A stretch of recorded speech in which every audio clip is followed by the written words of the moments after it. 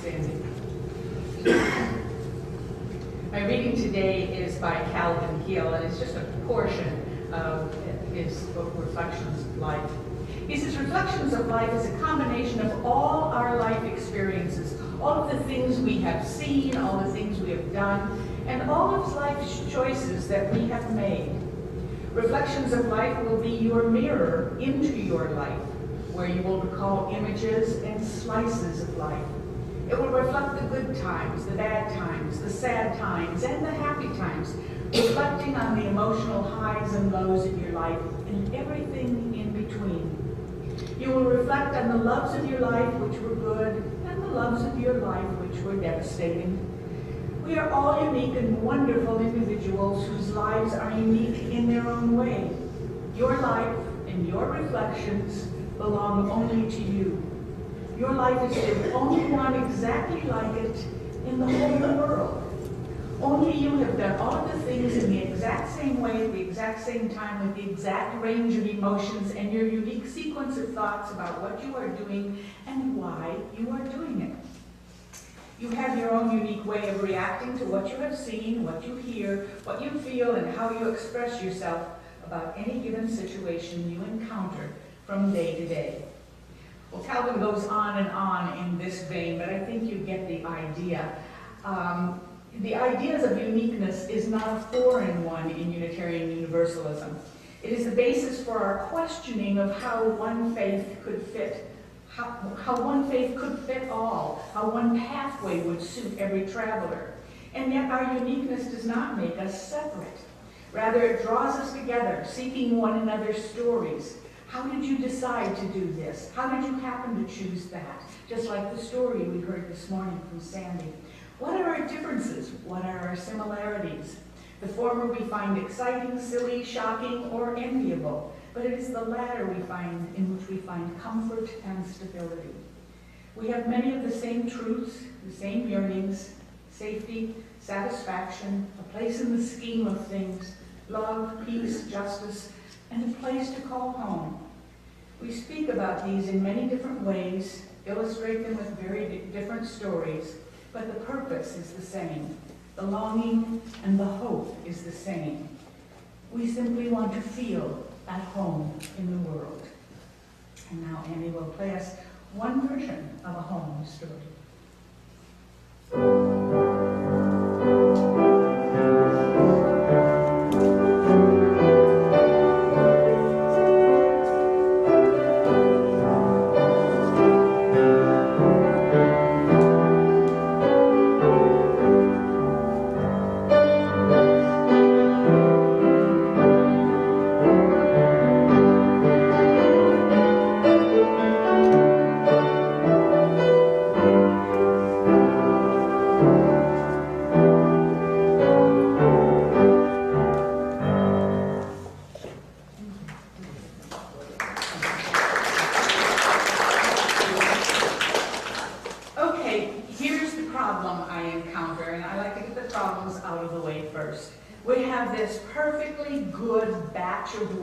That mean more to us than their dictionary definition.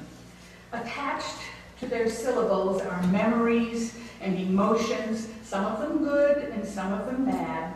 And if there are more bad feelings than good, we simply tend to reject the word. We put it into storage or use it pejoratively. If it's the other way around, we use the word again and again as if it were truth with a capital T. I will start with a secular example for you. Mother. Whoa, did you feel that? Did you feel all those pictures popping into individual heads?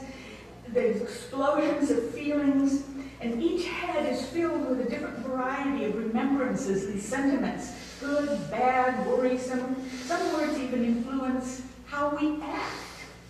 I, for instance, will never eat at a restaurant that had in its title or anywhere in its advertisement the phrase, home cooking.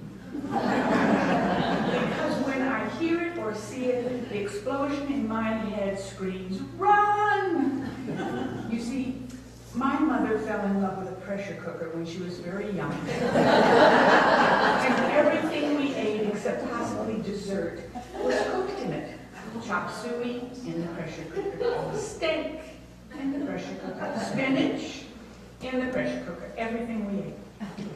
No home cooking. Well, this same reaction to words, and you've experienced yourself, happens in church. Sandy told us what she thought church meant, and it didn't mean what she's found here. For instance, the word pray comes through the sound system, and half of you automatically bow your head and close your eyes, and the other half screws up their mouths in determined resistance, staring wide-eyed at the prayer. Likewise, hear the word God. Well, you get the picture. This is why today I'm going to begin by defining two of the words I'm going to be using in my reflection, so that you don't spend half the morning arguing with yourself or with me about what they might mean and miss the good stuff. The first word is religion.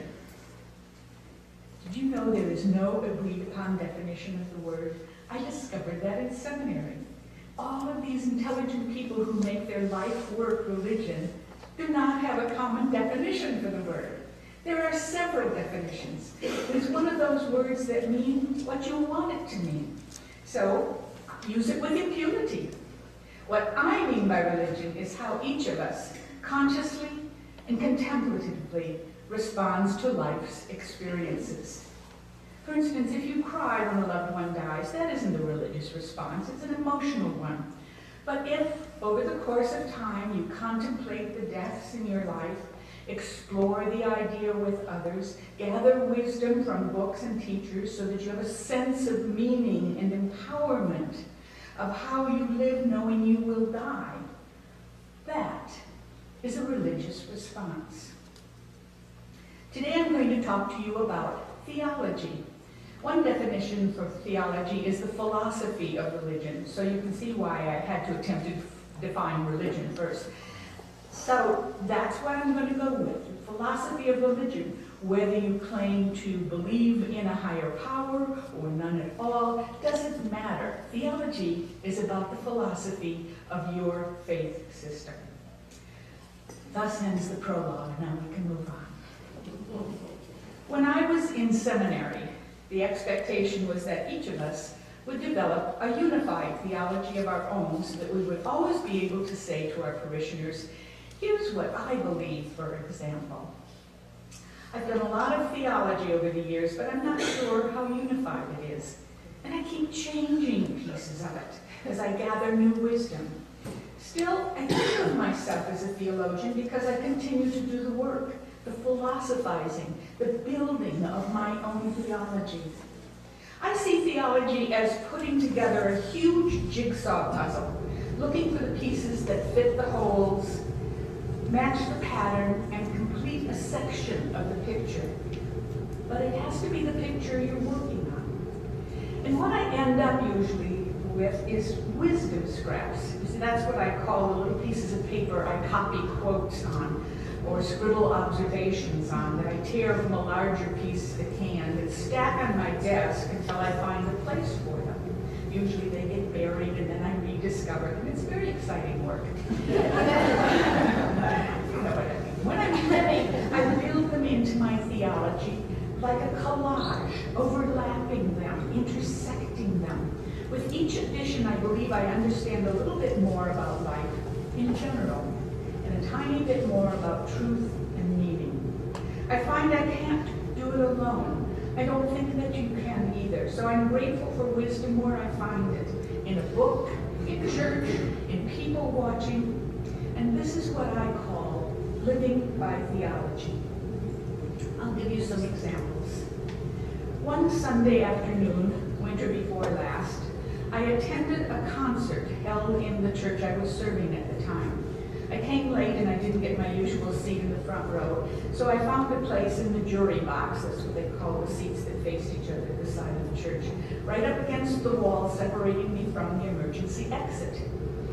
The candle screen, we had a little screen with votive candles in that we used for joys and sorrows, it had been folded away and stored against the exit wall.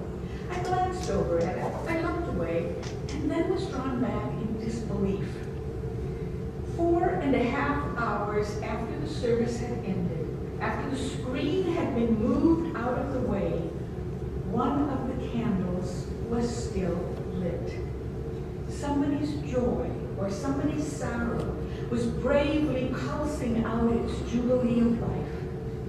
I got out my calendar, in which I always tuck a pencil and an extra piece of paper, and I wrote myself a note, a wisdom scrap about the candle, so I wouldn't forget. Now, I know the lit candle has no meaning in itself.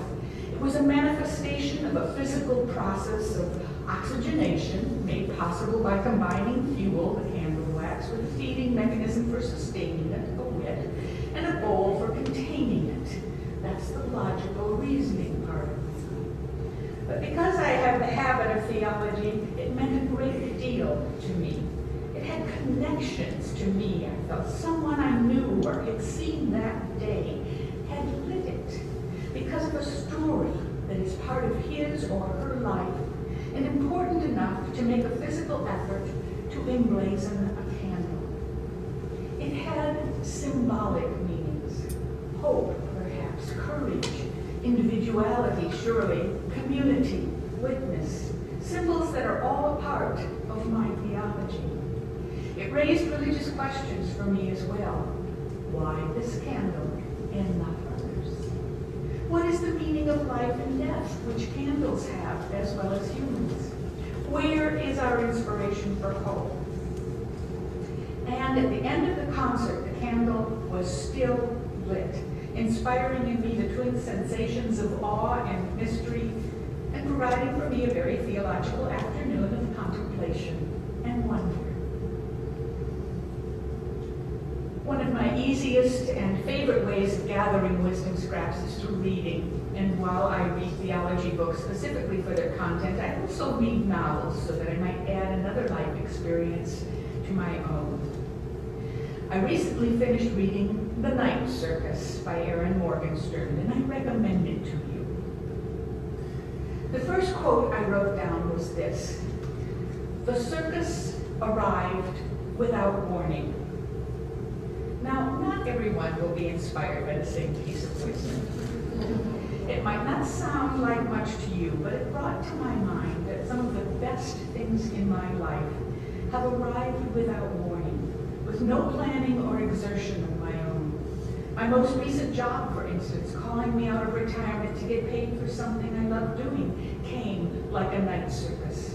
I didn't plan it, I didn't apply for it. One day the circus arrived without warning, and I simply bought a ticket.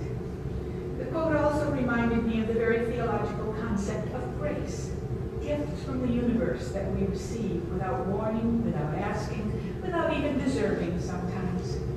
A wisdom scrap for my collage. Pay attention to the circuses that arrive without warning.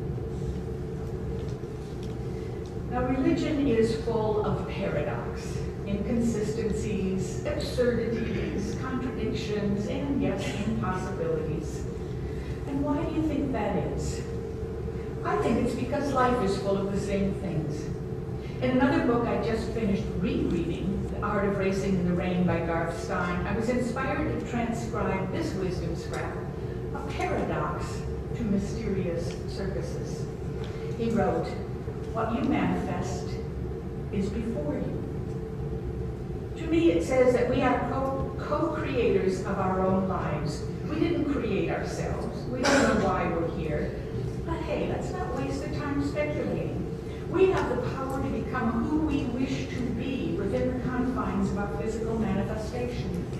In the story, the line was set by a race car driver to explain why some drivers come out of spins and some don't. If you, the driver, look to the wall in your spin, he explained, your car will usually crash into the wall. What you manifest is before you. But if you concentrate on the track, you will likely be able to get back in the race. So don't look for the bad stuff. Don't look at things you don't want to happen. What you manifest is before you. If you manifest fear, you are more likely to fail than if you manifest confidence. If you manifest happiness, you are more likely to overcome grief than if you wallow. If you manifest an open heart, the riches riches will become apparent to you. If you leave your life entirely up to God, well, don't come complaining to me. There are no guarantees, of course. The writer didn't say, what you manifest you are sure to get. No, that's not even good theology. But what you manifest is before you. It gives you a path to walk down, a door to knock on, a theological possibility to live by. You see how I do this? See how I live by doing theology? Anyone can do it, but it's not a one-time deal. Creating theology for yourself is a lifetime vocation, and it takes practice. But if we share what we create, it gets even better and easier. We don't have to write a whole book to have wisdom scraps we can give to one another. Every life has them. The night service was rich with wisdom scraps, and here's another one from near the end of the book. The truest tales require time and familiarity to become what they are. Well, of course. The truest tales are our actual lives, and they seldom end the way they started out. We need time and familiarity, patience and abundance to learn to be ourselves and to love ourselves. And we need help. Lots and lots of help, theologically and secularly. That's why we need to tell our stories, to keep them before us, to test their truths, and to become familiar with the paths that we have chosen. That's why we need to find acceptance for who we are and models for who we might become. Because the truest tales do require time and retelling until they are familiar in order to become the truths that we live by. And Morgenstern reminds us that we need to tell the whole story of our lives, not just the good parts, by asking us, is not the dragon the hero of her own story? Dragons abound, theologically and actually, but even dragons can learn to cover their mouths when they belch fire. If they are theologically adroit and well-grounded, they will do it well. If you will look in the announcements of your order of service today, you will see that Covenant Circle sign-up starts today. What a wonderful place to tell your own stories and become familiar with them. Pick up a brochure on your way out of church and sign up. At a minister's retreat recently, one of my colleagues tried to get a theological discussion going at lunchtime. There were 6 of us at the table, and she, a relatively new minister, asked each one of us, do you believe in God? Well, 2 of the participants said yes, rather reluctantly, because I think they didn't want to be criticized for not thinking rationally. And 2 of them said no, but reluctantly, because they could have been criticized for being irreverent. It was a group that didn't know one another well. So when she asked me, the one with the longest service and therefore a longer practice of doing theology, I said, I think it's a non-question. To believe in something presupposes a something that exists, thereby avoiding the question entirely. If, however, I accepted the question, my response would have been, which one? I told her, I understand the God concept, which is that which you consider as the best, the greatest, or the utmost you can imagine striving toward. And I realize it can be addressed as a metaphor like Father God or Creator God, or whatever is most high and necessary to you. For me, I said, it is spirit of life and spirit of love. It is possibility and potential. That I believe in. And that's when the discussion really got started. We began doing theology. Everyone has an opinion, and everyone has a wisdom scrap. In Stephanie Callis's amazing story, Sing Them Home, about a Welsh community in central Nebraska, she offers this wisdom scrap. Well, it's a little more than a scrap. This one is a little bit of a longer quote. She starts the story by saying, it is so hard to explain what the dead really want. The living are a constant source of exasperation to them. The living, pathetically obsessed as most of them are with calendars, deadlines, delivery and expiration dates, estimated hours of departure and arrival, with measurements, quotas, statistics, they exude this energy, for lack of a better word, that frustrates the dead to distraction, makes them so nervous that they jump out of their skins if they had any. The dead simply want to be undistracted. The dead play a huge part in the story, nevertheless. But why did I include this among my wisdom scraps? I did it because our options for thinking about death, our own and others, are really quite limited by the stories that are most often told. It isn't that we are in denial about death, as many writers have presumed. It's that the explanations for it and for what happens after it are so unimaginative, so much like this life except for certain supposed perks, which I, for one, don't see as so great, that it seems silly for us to take such an arduous trip for so little value or variety. Before this wisdom scrap, my favorite one about death was, I don't know if there's an afterlife or not, but I'm convinced if I wake up somewhere, my response will be, wow, I didn't think it would be like this. It makes death and dying a much more palatable contemplation to have more leeway in your considerations than heaven versus hell, to have a little sense of humor about the whole thing.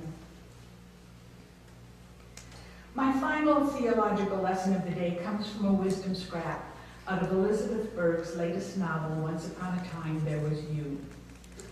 She is describing a lioness in the zoo, an old gal, who spends much of her time lying in the shade and letting her keepers feed her and keep her clean. She is not sick. She is still beautiful in her own right, but Berg explains she has earned the right to stop running after things that don't want to be caught.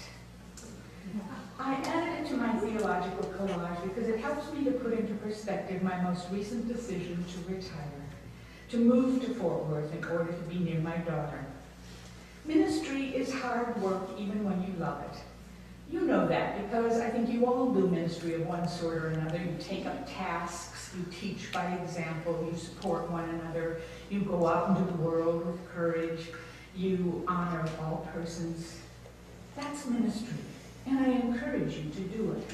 Do as much personal ministry as you can and as well as you can. It makes for a very useful and satisfying life. But let me tell you, this old lioness has earned the right to stop running after things that don't want to be caught. And by retiring, I simply exercised that right. Not that I'm still not a lioness. You see, if some tasty little rabbit would come walking by, I would simply reach out my paw and grab it. You don't have to run.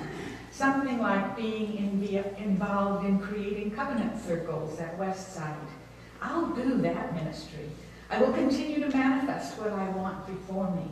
I will continue to tell my story and to ask for stories of those around me. I will quicken to the circuses that arrive without warning, and I will attend them until the last circus comes into my life. I will find blessings in the candles and the people that glow beyond their allotted time. I will continue to create theology, and I will continue to learn from it and pass it on. And my advice to you is that you do the same. It makes for a much more interesting life, and it assures that people and ideas worth paying attention to are part of that life, as I hope you, Westside, will become a larger and larger part of mine. Please stand as in